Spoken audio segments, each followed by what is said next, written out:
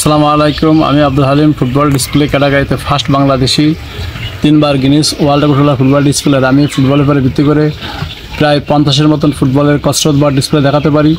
আমি দেশে এবং বিদেশে প্রোগ্রাম করে থাকি। আমাকে যারা যদি কেউ প্রোগ্রাম করার ইচ্ছুক হন দেশে এবং বিদেশে, আমার সাথে যোগাযোগ করুন। আসসালামু আলাইকুম। আমি আব্দুল হালিম, ফুটবল ডিসপ্লে ক্যাটাগরিতে ফার্স্ট বাংলাদেশি, 3বার গিনিস ওয়ার্ল্ড রেকর্ড ফুটবল ডিসপ্লের। আমি ফুটবলের উপরে ভিত্তি করে প্রায় 50-এর মতন ফুটবলের কসরত বা ডিসপ্লে দেখাতে পারি। আমি দেশে এবং বিদেশে প্রোগ্রাম করে থাকি।